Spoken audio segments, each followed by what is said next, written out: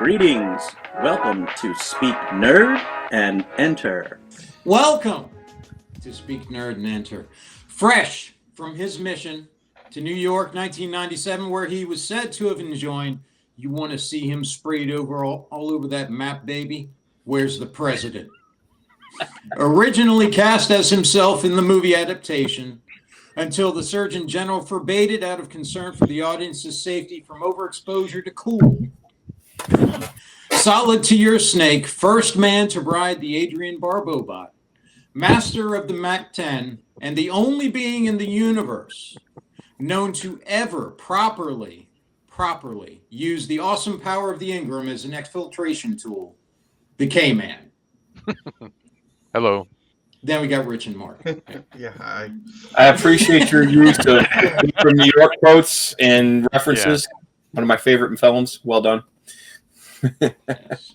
The Adrian Barbeau bot. That's funny. Yes, and a little C-Lab added in.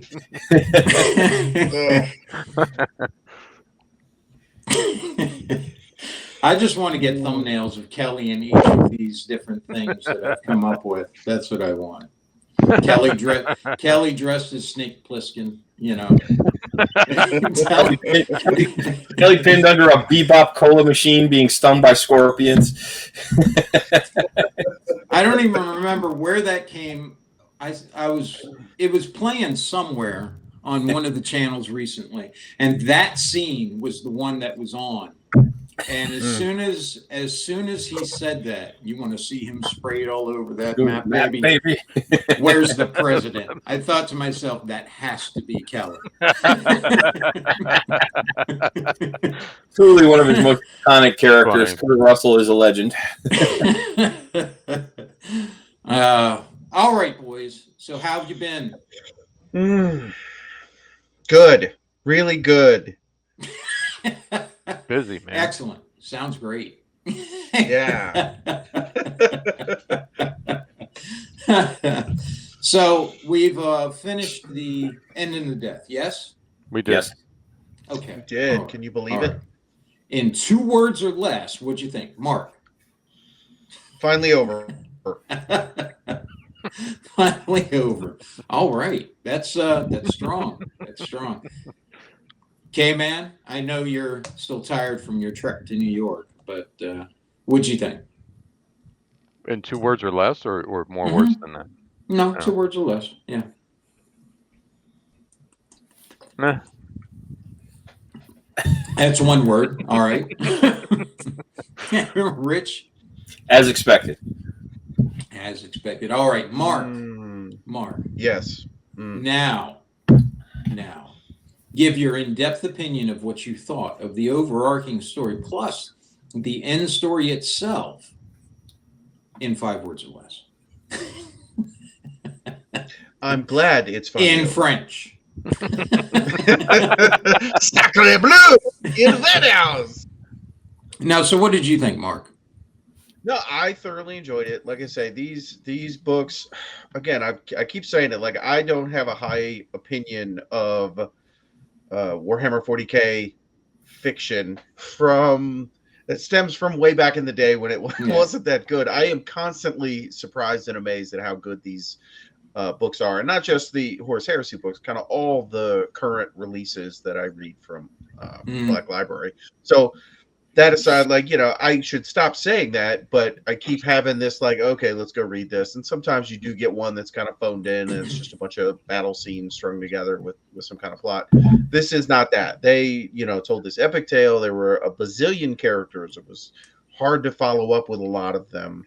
But they did this really good job. And I really liked how, because we all started on Rogue Trader and we grew up, you know, hearing all these stories. We used to make jokes about all these people, you know, like, take a number, they're throwing themselves in front of the line of fire to save the Emperor from Horus trying to shoot at him. And it was kind of this ongoing joke of a long line of Imperial Guardsmen and Space Marines, like, we're throwing ourselves in front. You must be this tall to get in. Yeah.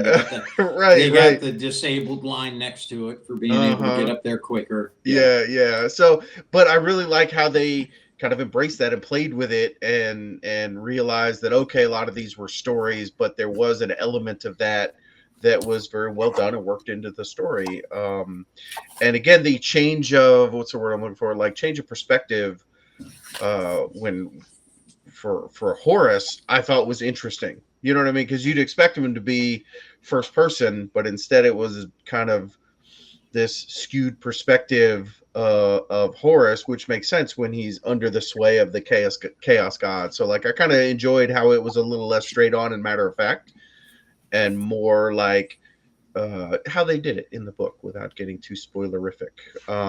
Yeah, like I say, I thoroughly enjoyed it. They did a really, really good job.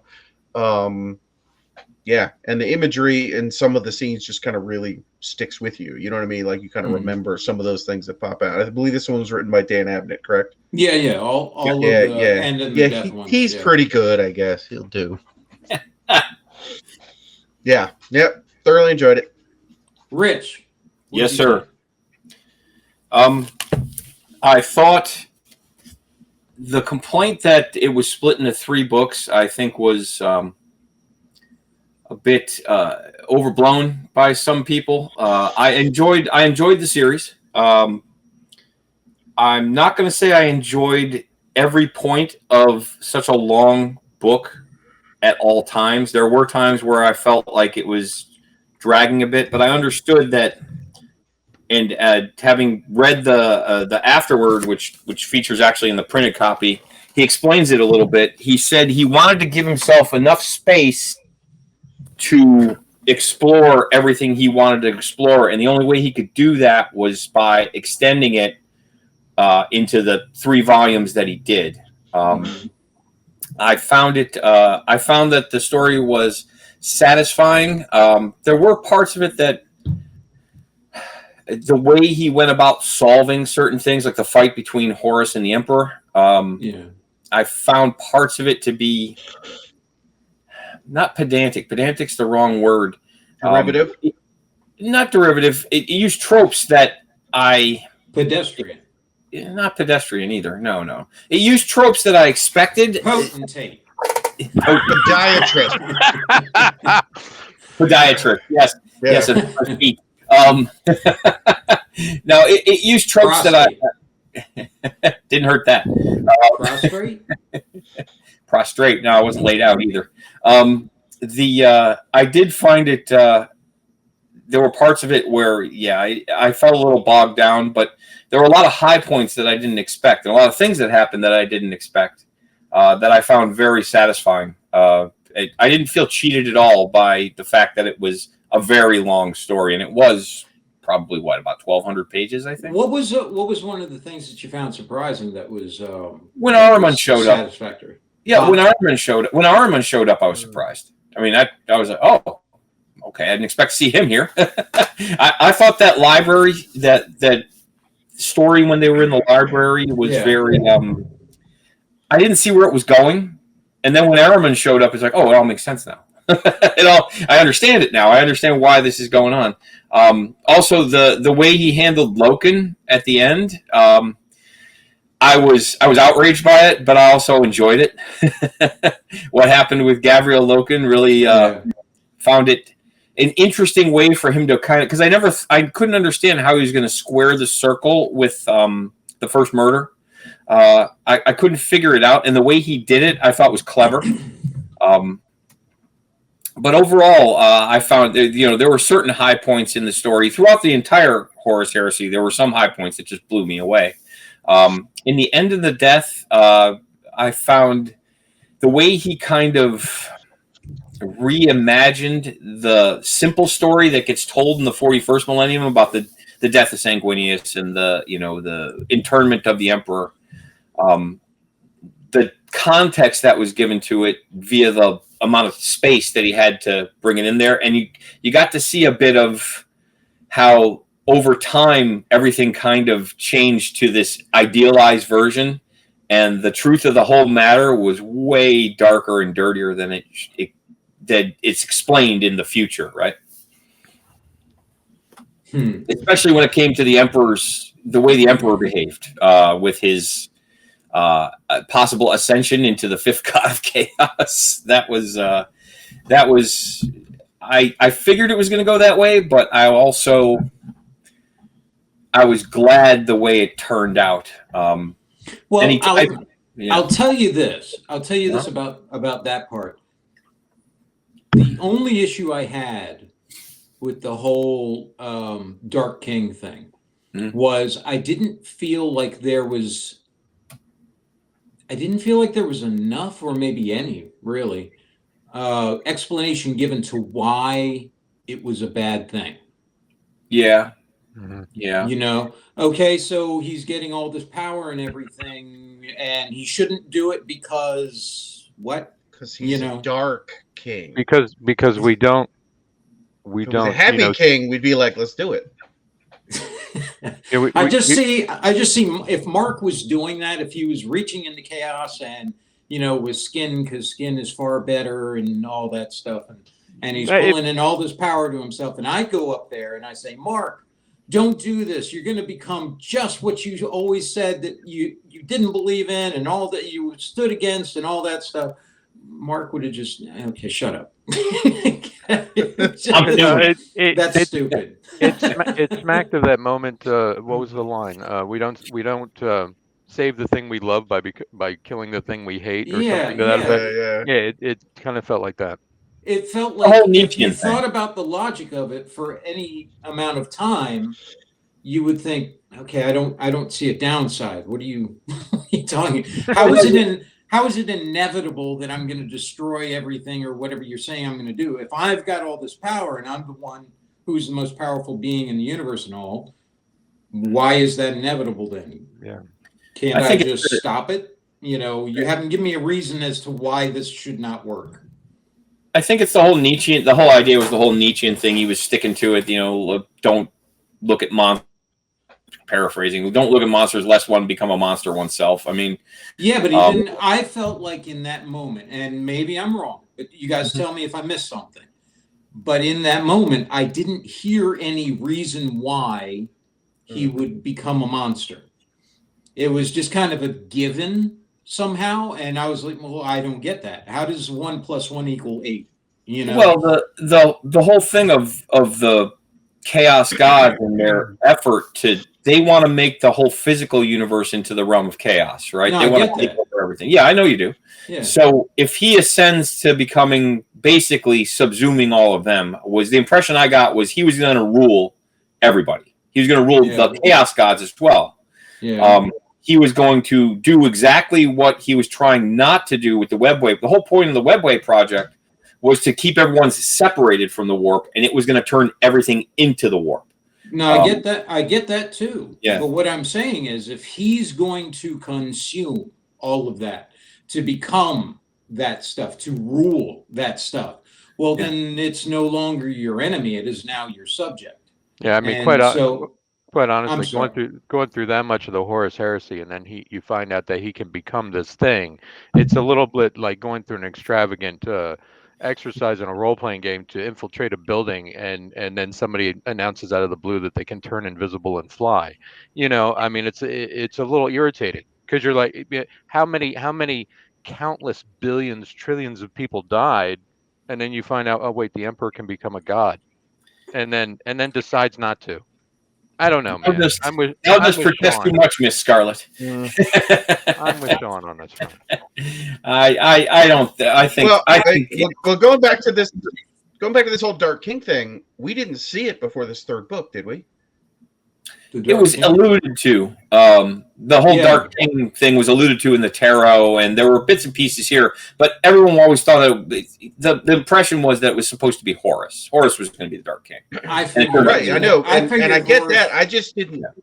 Yeah, I just didn't really see it. Because they're like, oh, here's this Dark King prophecy that has appeared over the thousands of years of histories in this library. Mm-hmm. But I don't really recall.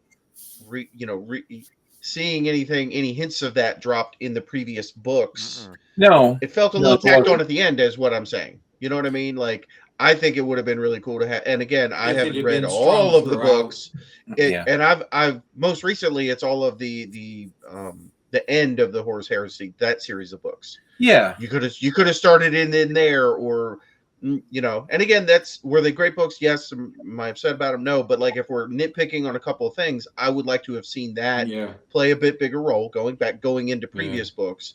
And I did feel that one point where, you know, how time and space got all messed up and the ship was on the planet, the planet was on the ship and everything. And then at one point, everybody got healed. And that felt like that if I had to pick one thing that I didn't really like, it was like, oh, everybody's healed and all our stuff is fixed. You know, it felt like a long rest in D&D. You know, so it did continue this adventure.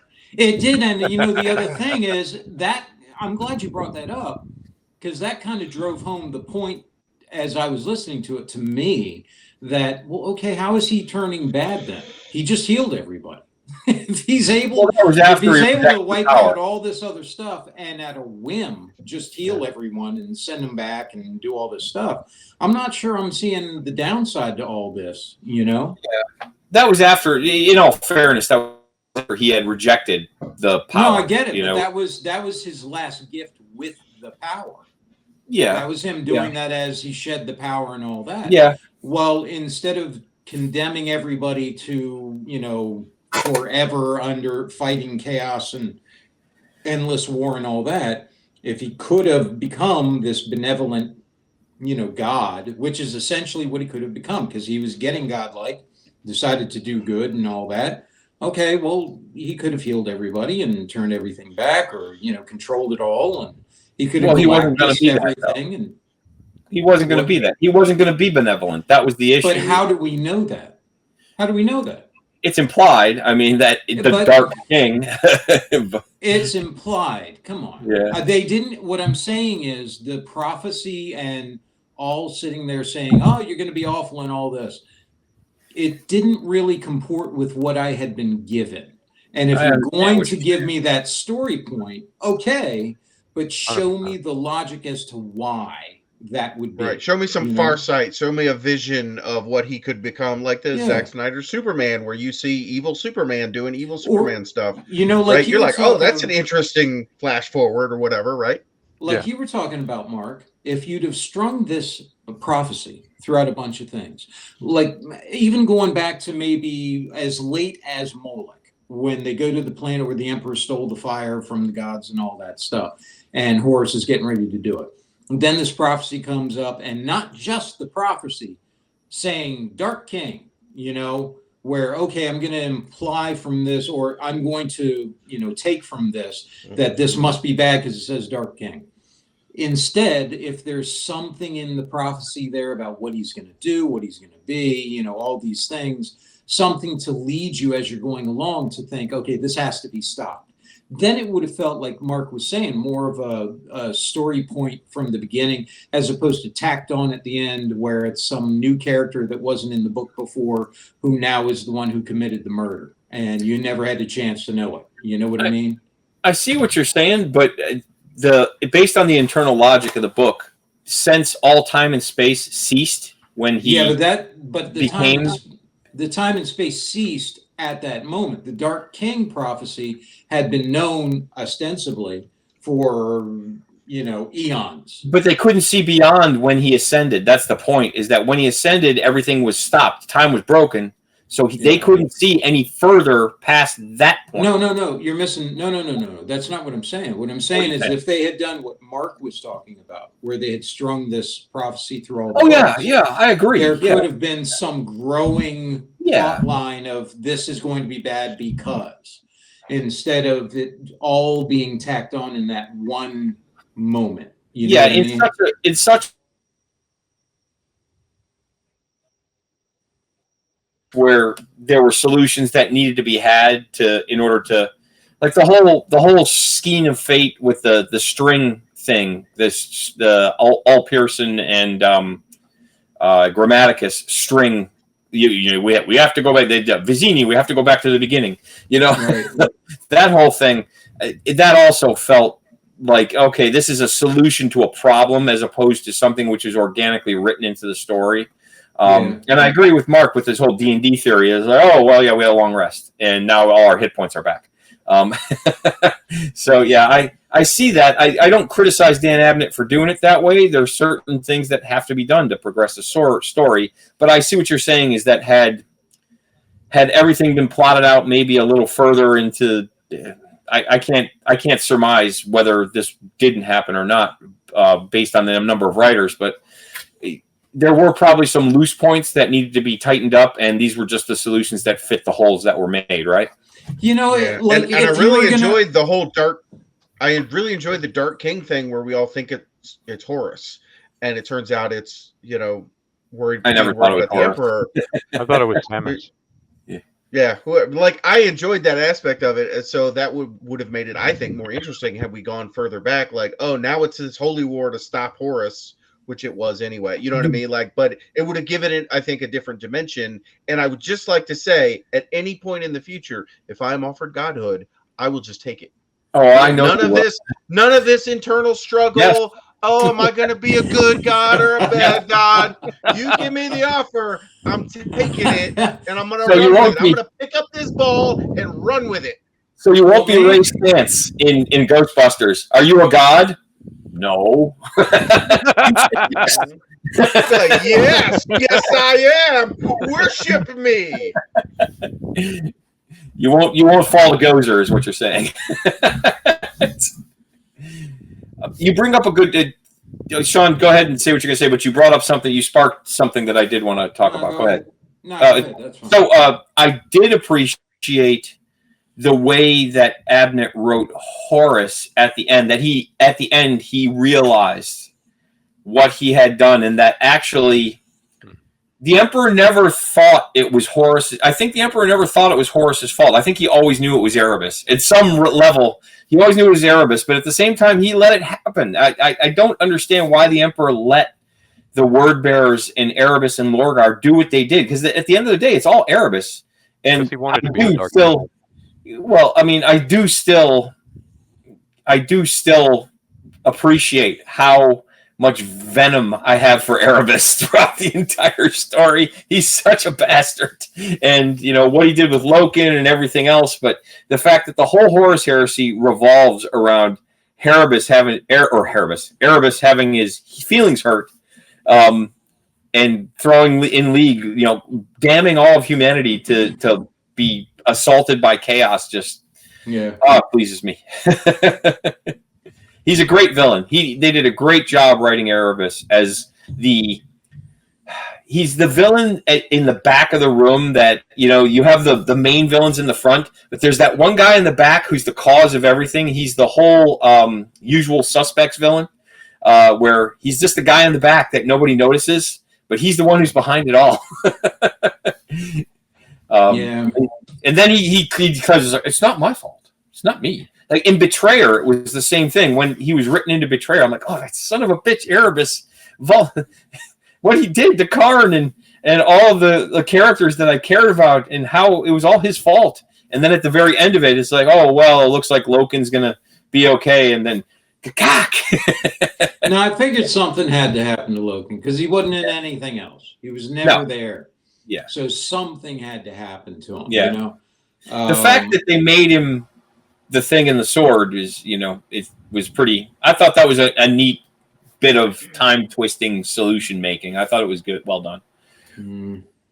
Yeah, poor Loken. He's just, but he did it willingly. I mean, I think he knew at some point that he was going to end up being the sacrificial lamb at some point. It is interesting that he did tie it into his upcoming books, and what they're doing with the current lore, which we haven't really touched on the whole bit with what's his name of the Adeptus Custodes, the Yellow King. Yeah, the Yellow King. Yeah. That's being tied into the current lore. Well, he said he wanted to wait. He wanted to wait to write the third book for that until after this one was completed.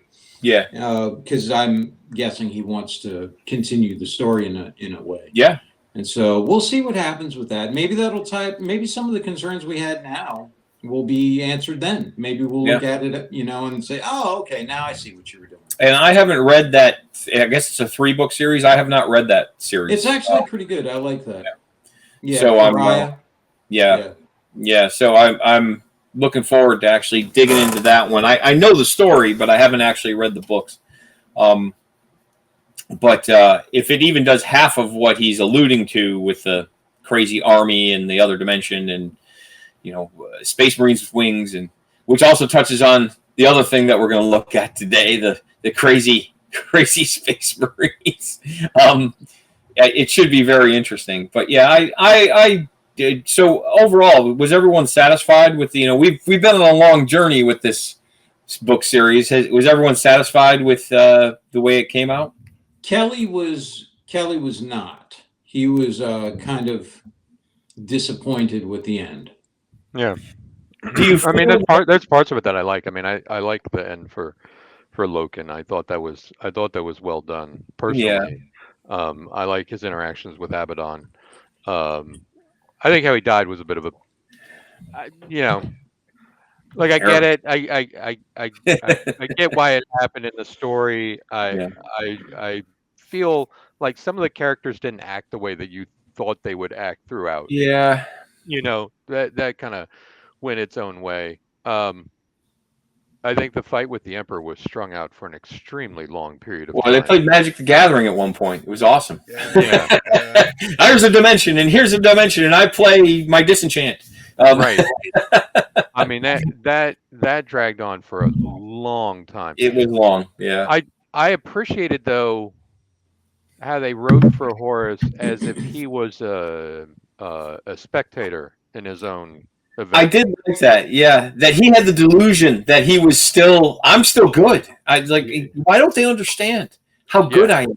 Yeah, I thought that was a nice piece of writing. Or that he's toying with people, like the fight with Sanguinius, where he's just talking about what Sanguinius is doing, and he's just letting it happen. I appreciated that sort of delusion that he was in. Well, he with Sanguinius, he's I could end this at any point, but I'm just going to let it play out. Yeah. But then some of the elements in order to end the fight seemed tacked on.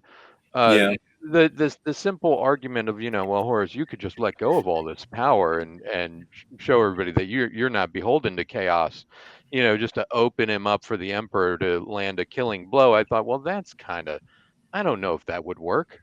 Right. Yeah. I don't. Yeah. That's exactly what I was thinking. Was was a bit tropish, that whole thing. That's one of the things I was talking about. Yeah. And as someone who's as learned, as smart, as tactically keen as he is, right, for him to then fall for that, I've never heard that before. All right, I'll drop everything. Did they ever resolve? They never resolved the chess game in the tower, did they? That was never resolved. That just kind of got left. But they were playing chess in the tower, him and the Emperor, and because it featured pretty prominently in kind of the background of maybe 3-4 books back. But that was him playing what's his face? Not Horus. He was. Was it Malkador? Yeah, it was Malkador. Oh, it was Malkador. Okay, yeah. Well, I'm a Malkador. Yeah, Malkador. He was it. And that was the other thing. Malkador. I thought Malkador, the fact that Malkador kept dying and kept coming back and kept dying and kept coming back, said, okay, you killed him, but I'm still here. There's just a shred of me, but I'm here. And then there's another shred and another shred. I'm like, just finish him off. Yeah, I feel like how many shreds do you have? They could have put it into 2 books, if I'm honest. I mean, there's a lot of filler to stretch it into 3. The Malkador thing, of course, that stretched on for a long time. Discussions and actions with things that didn't have any particular point in the story. Rogal Dorn stuck in timeout on the Pirates of the Caribbean. Well, I wanted more. I wanted more from that, right? Yeah. And it wasn't there. Or Euphrates Keeler's whole pilgrimage out of the city. I wanted something else from that, and it wasn't there. Mm-hmm. There wasn't a lot of resolution to the Dark Angels. He does touch on that in the afterword. He says that he extended it. He talked about that. He's like, I could have written it as 2 books, but I extended it to 3 because I wanted He said he wanted the landscape, he wanted the ground in order to cover all of the things that he wanted. And apparently, he challenges in the afterward. He challenges the readers. He said, I tried to touch on every named character at least once, except for one exception, and I can't think of which exception it is. It's got to be some character that he didn't come back to, that he didn't circle back to. But he tried to name drop at least every character at least once. But he does discuss that. He said, yeah, I understand I could have written it as 2, but I wanted that 3rd book so I could really tie up all these long plot lines that I had over such a long story. You can make that argument. Here's the thing, though. I don't mind. I didn't mind it either. Yeah. So long, go for it. I'd rather it was too long than too short. Honestly. Well, yeah, no, I agree. Exactly. I mean, I'll agree. and be honest, the hype of the Horus Heresy coming to its culmination, like nothing would live up to the expectation. The Second Coming will not live up to the expectation. Well, so like I don't want to sound overly critical. I thought they did a great job. I'm happy to have read the books and had the experience. Yeah. This is us, everything can be nitpicked and I would have done it differently. Yeah, we're just like we've written the amount of books he's written and we have it, right? I get it. But yeah, like I say, was it perfect? No, but very few novels outside. I mean, the only perfect novel was obviously Dune. Yeah, of course. Yeah. There's no other novel that's not perfect. 100%. I'm listening to Dune again, having just watched Dune 2 and 1, because I watched 1 right before we went to the movies and saw 2. So seeing the differences from the movie to the book, they're more fresh, but I really enjoyed the changes they made for the movie. I have no issues with what they've done. Yeah, I did too. I thought I didn't even you did a good job with that.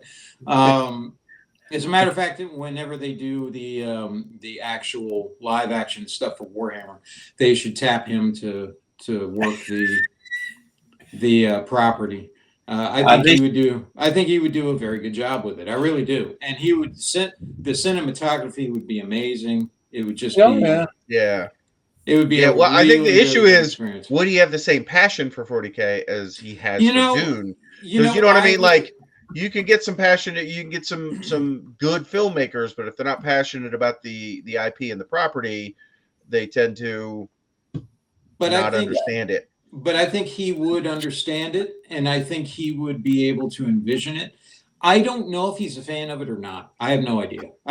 But I'm just saying, from an artistic standpoint, his works, how could he not be? The whole thing is based on I think he's trying it to be derivative and infantile. Honestly, I think he feels that it would. This is for children. What I'm doing is for. I don't know if he would. I don't know if he would think that. I don't know. I don't know. Maybe. I know. I did not mean this as a criticism of the filmmaker at all. I'm a fan of it. He's done an amazing job on the Dune books. They are up there with Lord of the Rings. My point is he mainlined the source. Everything else is just a pale imitation. But he had a very eclectic exposure to the genre when he was a kid. That's how he ended up with Dune, was because his sister was a huge Star Wars fan, and he went and saw that and the whole thing. So who knows? I'm sure he already knows about 40K. I'm sure he knows about it, and I don't think, from the stuff I've seen him do, I don't think he would be, this is just derivative of this, and this is this, and I'm just going to not mess with that. Because he's never come across as dismissive of anybody else's stuff. He comes across as what a fan of Dune should be, instead of what they are. But he's French, so he's obviously going to. No, he's Canadian. Oh, is he Canadian? Okay, but he's gonna love the Eldar. It's just the way it's gonna be. Isn't that worse? I thought that was worse. Yeah, he comes from America. He comes from America's hat. So don't insult America's hat. It keeps our head warm. Your dissing of the Eldar, I'm gonna let go for now, Rich. That's right. It's early from Alaska. It's early, and sometimes you don't know what you're saying. It's fine. America's spook.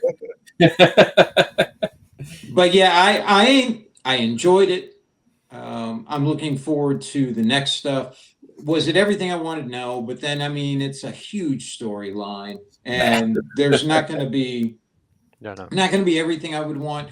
I always, I guess maybe the thing that biased me most was I always liked the idea of the Emperor going there, and he was more powerful than Horus. He just couldn't bring himself to do it because he was hoping against hope. There was something there still to work with. So Horus was able to do all that horrible stuff until the end when he finally realized, no, just not going to do it. So he gets ready to kill him. That's when the chaos gods back off, and then Horus is like, oh man, what have I done? You got to kill me anyway because I can hear him coming and I can't stop it. And there was a tragedy to that. There's an element to that, though, that I did spend a lot of thought on, was that idea of redemption. They toyed with it ever so slightly on the idea that, you can turn away from the forces of chaos, but they never really went into that at all. And a lot of the morality throughout the books was this very black and white. You're either for the Emperor, or you're against the Emperor. You're either forces of chaos or you're not. And so there was that. They never really explored that space very much. And so there was that idea, how can somebody turn away from? Because there's got to be a point at which somebody has the ability to understand that where they are is not where they want to be, and that you can make a different choice. Well, and I don't know where that is, and they actually toy with it a bit in the Dark Crusade. Is it Dark Crusade era where Gilliman has come back and Mortarion is one of the Dark Imperium. Dark Imperium. Thank you.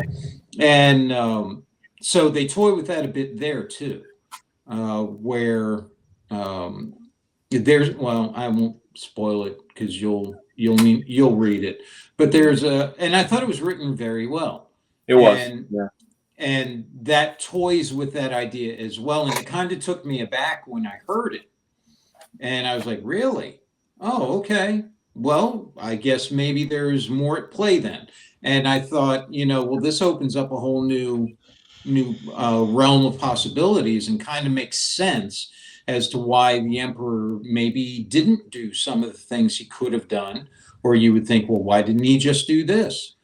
Maybe that's when I was saying there's the long view. Maybe there's a longer view than any of us, had thought of before. And this kind of hinted at that, So who knows? Maybe that's part of the overall story. And we're just getting that little bit of it now. But, I always thought it was just tragic where the Emperor's plans and all of that could have been saved, and man, he just wants to hang on to it just for that little bit longer. And Horus and him were just through so much, and he saw so much good in him, and then finally realizes can't be done. I got to do it. And then by then he sacrificed so much that it just has this lasting legacy of just terror and horror and all of that, because he couldn't bring himself to off Horus the way that Mark would have. Yeah. One of the things that I really enjoyed was how they tarnished Vulcan, how they tarnished him with what he was with. Vulcan was going to kill us all. He was ready to go. He was at the very end. Good. Yeah, Vulcan was ready to pull. He was going to push the button, Frank. He was going to shut it all down. And the fact that Vulcan was the one that instituted the ultimate sanction, where they started burning psychers, by the hundreds of thousands, just to keep Malkador alive on the throne. But the fact that it was Vulcan, was everyone, all the Salamanders friends, like, oh, the Salamanders, they're so compassionate, and they're so this and so that, and turns out that their Primarch was, man, he was cold-blooded all the way to the end. Duty was everything. I didn't see it like that at all. Really? I saw it as that's why they chose him, was because he was the only one. He was the only one who was going to be able to not lose his humanity because of what he was doing. That he knew what this meant and how much it hurt to have to do it, and that's why they knew he was the one to have to do it, because everybody else would have pulled the trigger way too early. He was the only one who was going to be able to hold off because he understood what it meant. And I understand that, and I agree with that. I think screw you. I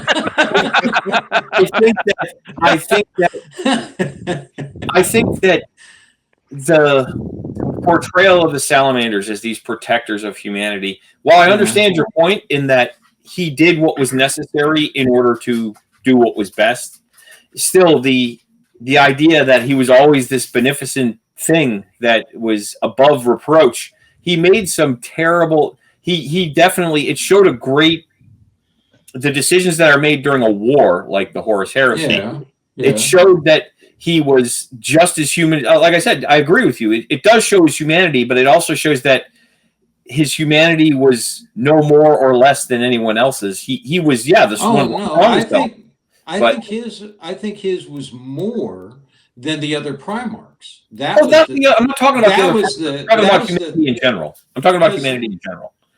Well, but I mean, remember his introduction, if you will, when who was there? I can't remember which Primarch was there, and he was asking the Emperor, "Well, what's the point of this guy?"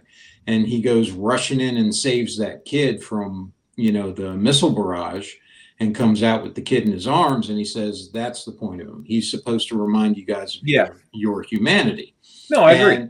But then in I can't remember the name of the book, the one where the Night Haunter is him and the Night Haunter are on this planet, and they're killing Eldar, and they get to this Eldar child, and he won't let Night Haunter hurt her.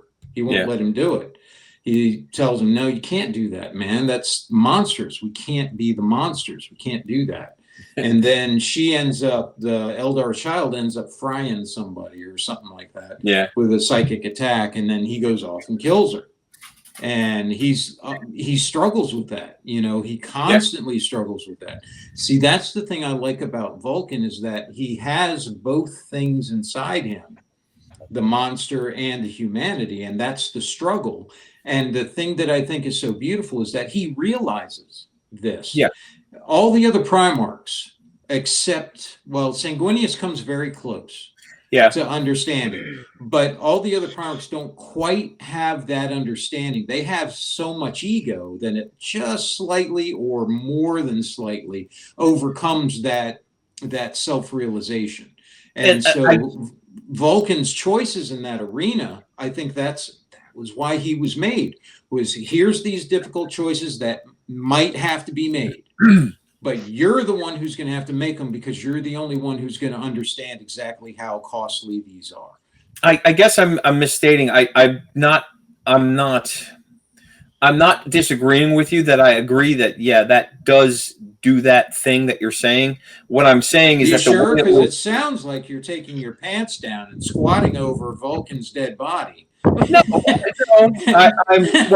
it's never dead. It's always alive because it's perpetual. I mean, so maybe Halo, he's teabagging.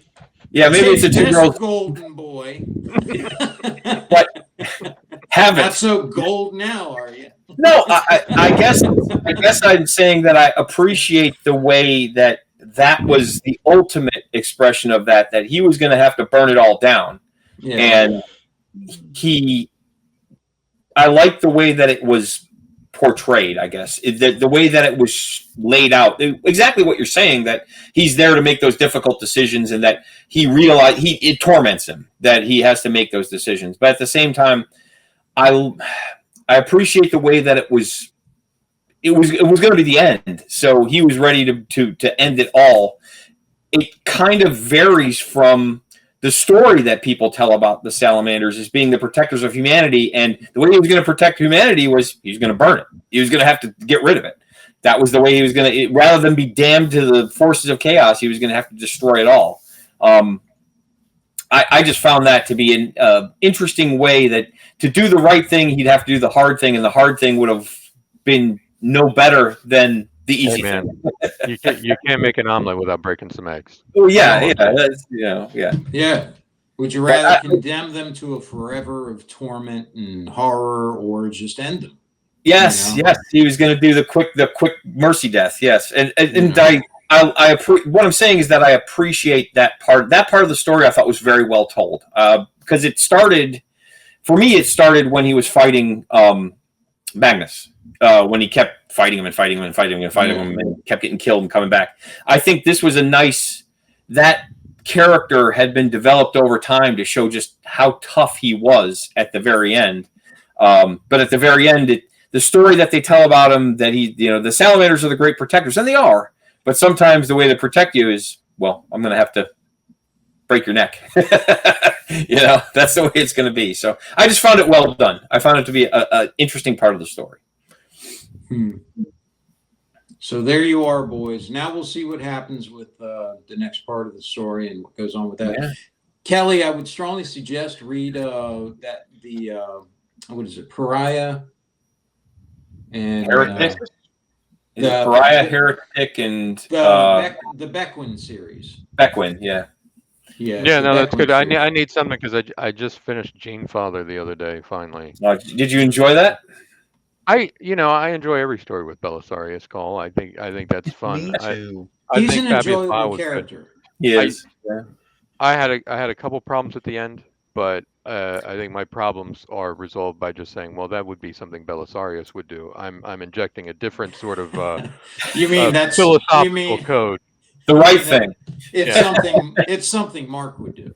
It was Gene Father was my vote. They had the vote for the best Black Library book of the year. That was my vote for the best book of the year. Was Gene Father. See, just like I would like to have thumbnails of Kelly over like Snake Plissken and stuff like that.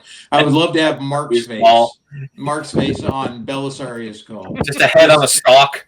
This big monstrous mechanical robe thing, and there's Mark's face on it. Yes, I would like that. And that's the bar by which I measure everything that Belisarius does. I think to myself, would Mark do that? What would Mark do? And just like my bumper sticker, what would Mark do? And if he would do it, Belisarius would do it. Yes, he would. So, but yeah, read the Beckwin books, Kelly. I think I'd like to get your input on that. It's a very different style. Not at all like the regular 40K stuff that you've read, really. It's a very different style. I wonder what you would think of it. Okay. Making a note. Read what Sean tells me. Note. Read all the things. I think Mark has read stuff that's similar in style, perhaps, to this, but I might be wrong. Maybe you haven't. But I thought you'd read a few 40K things that were of this stripe. But Kelly, you liked the horror series that they've had and stuff like that. Most of them, yeah. And so I think, the radio dramas and that kind of thing. Yep. And this feels like a bit more of that to me. Doesn't have the sound effects or anything that I recall with that, but a bit more in that vein. Did you read them, Rich? Which ones? The Beckwin novels? Yeah. No, I've just read synopses. Oh, well, you need to read them too. Mm-hmm. But, I will. They're on my list of upcoming things to delve into because I want to catch up with that part. That was one part of I didn't realize how important that particular thread was in the current lore, but now it's being brought to the fore. So yeah. Well, as soon as they mentioned the big thing in that one, I was like, oh wow, okay, I guess you're doing something big. And I remember him in an interview saying that he would go in and talk to the editors and say, well, what about this? What about this? And he said that they said, yeah, okay, go ahead and do that then. And he was shocked. He was like, oh, all right, I'll run with that then. So that made me more interested in it too, to see how that turns out. Now, Mark, I wanted to ask you, since you brought it up, did either of you guys see? Rich, you saw Dune too? No, I haven't. I haven't seen the new one yet. Nope. Okay, so Rich saw it. Mark saw not. it. You guys, Kelly, how about you? I've not seen it. I'm seeing it on Sunday. Oh, okay. Okay. But I mean, you're not going to ruin anything. They know how it turns out. Yeah, don't tell me I don't know. No, like for real, Kelly, it was so long ago since I read the book. Yeah.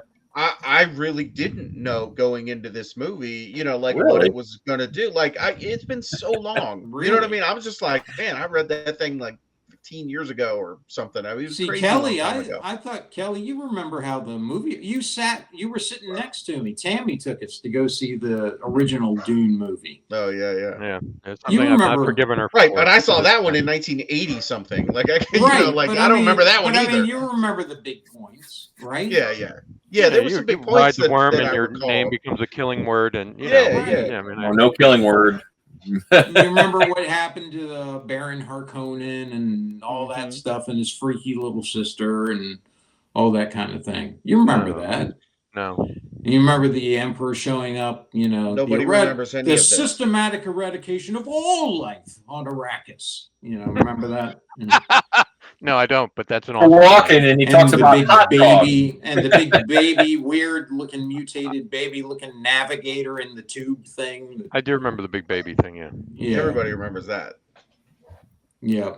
So you remember some of that stuff because Tammy was a big fan of Sting, and she wanted to see. Hey, Ralph. I Lovely would say face. the new Fade Ralph hits a little different than Sting did in the 80s with his wing. Oh, yeah. I don't know. I felt it was very similar.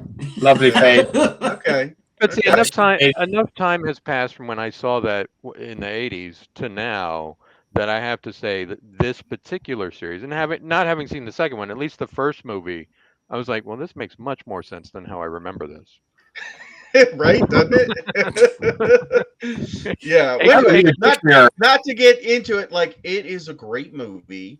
Yeah. Visually, it's fantastic. Yeah. I can't think of any actor who takes away from their role. You know what I mean? They all disappear into their roles. And I mean that in the best way possible.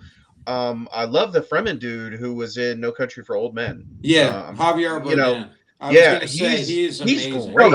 Yeah, Stilgar.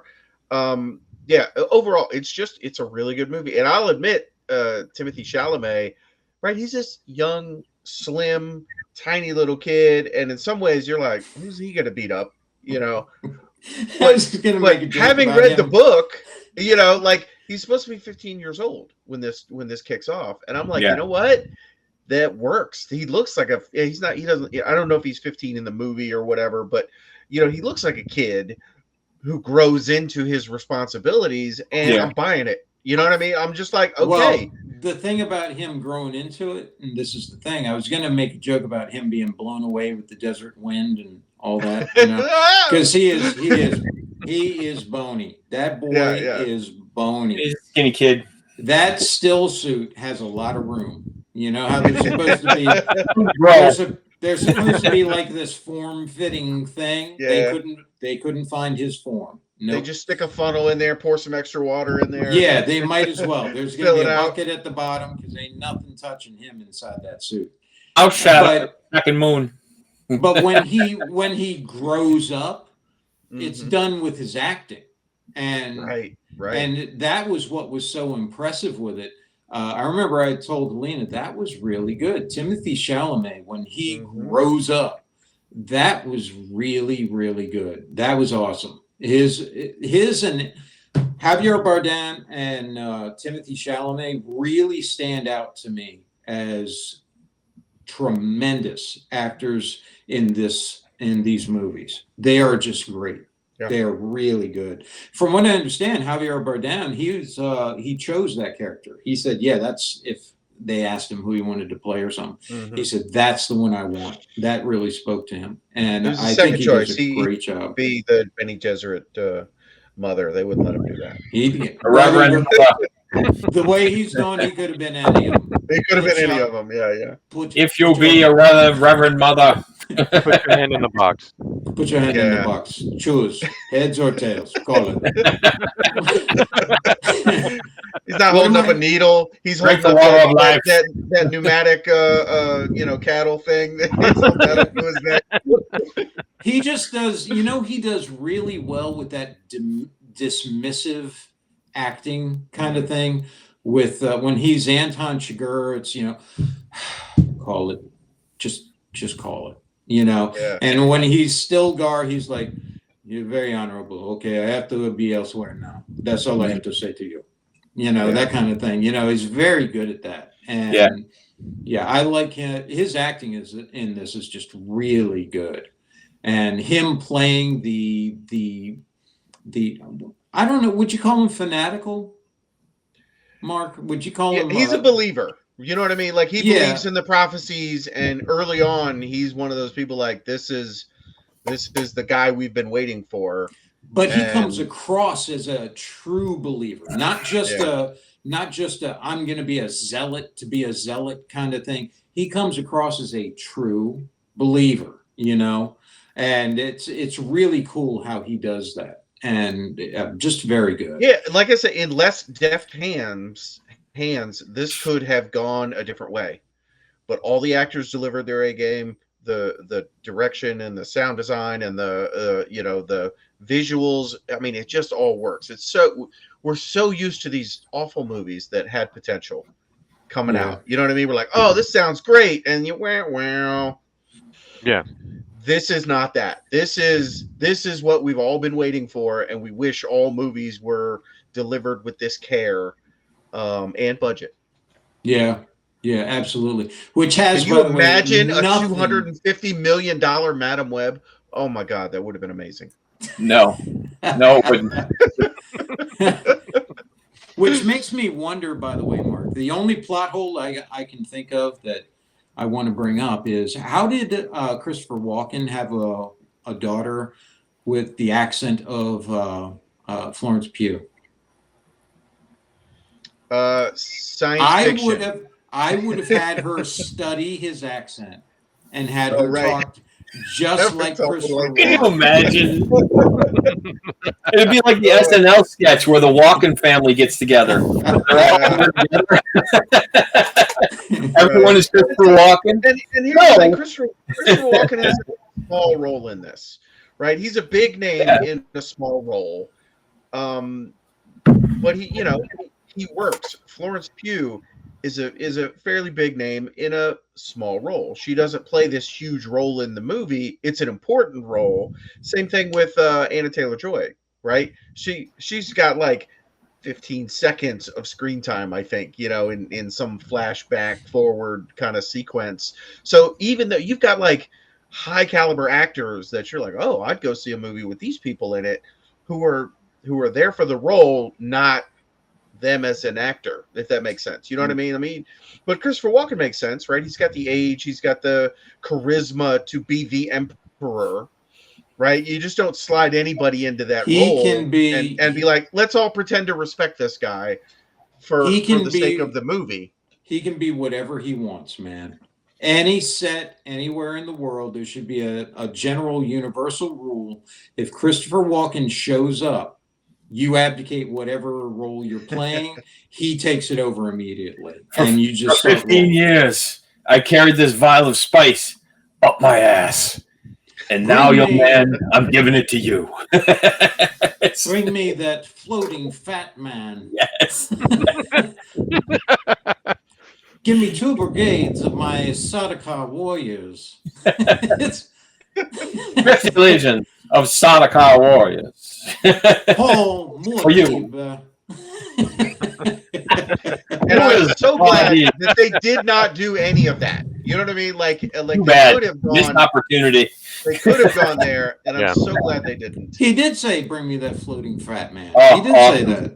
Awesome. He did That's say. awesome. He didn't say it quite with that accent. Bring me that floating fat. He can't not. They dialed it down a little. What I'm saying is, I didn't get Christopher Walken watching him on screen the same way I get Tom Cruise on screen every time I see Tom Cruise, if that makes sense. He's always playing the same character. Christopher Walken is not. He's playing the Emperor, and I still see Christopher Walken, but it doesn't overshadow the Emperor character, I guess is how I would say that. Helena leaned over to me the first time he showed up and said anything, and she was like, "Oh my God, that's so Christopher Walken." Yes, it's gonna break. And no matter what part he plays, it's always him. He's such a strong character. Just his personality comes through everywhere. The line, it's so big. It's so And bad. that's not a bad thing. That's not No, a bad thing. no, it's fantastic. It's his trademark in every part, you know. And he's done so many. He's so prolific, and he's done so many great parts. He needs to be in the 40K movie or 40K show. Put Walken into somebody. One of the primary. And I can tell. I'm glad I was able to say how much I enjoyed the movie and everything, because I can tell all the videos and all the comments and all the fans and stuff who are starting to come out about how everything ripped off Dune and everything is Dune and all that. People finally have come to life. It's just gonna drive me bonkers. And so I'm glad I was able to say how much I enjoyed it before that wave of anger and hatred, hits me. Hear that, audience of one? We've been ahead of the curve for years. Years. We need to come out with a video of all the stuff that Dune ripped off, or starting with John Carter, and then going to the Arabs and Islam and Catholicism, Lawrence of Arabia, Zulu. Anyway, but I enjoyed it very much. I did like it very much. Yeah. Excellent. I will see it. I do want to own it. It's one of those ones I want to own, and I've been holding off going to see it at the movies, but I'll end up owning it. There's one in there that I can't wait to see them back to back, and maybe get an extended cut. Yeah, that's what I really hope for, is the director's extended cut at some point. So yeah, it's already 2 movies long. You want a longer one? Yes, I do. Well, I have 9 hours of Lord of the Rings on my shelf in 3 different formats. Do you want them to rewrite the end and the death so there's a 4th book? Yes, could we? Yes. Jesus. I remember getting to the end of the first one and not realizing that Dune was split into 2 movies, and I'm nearing the end, and I remember looking at the timer and thinking, well, they got to wrap this up, man. Yeah, I was like, isn't there supposed to be like a big fight? One time for that? They're really going to have to get hustle. Kelly's still thinking of the 80s version. Where's Sting? Where's Toto? Where's the Toto music? The Toto music's supposed to be here. They should have got Sting to play the Emperor. No. Yeah. I will kill him. Yeah. Yeah, but anyway, thumbs up. Go see it. This concludes our Speak Nerd and Enter broadcast.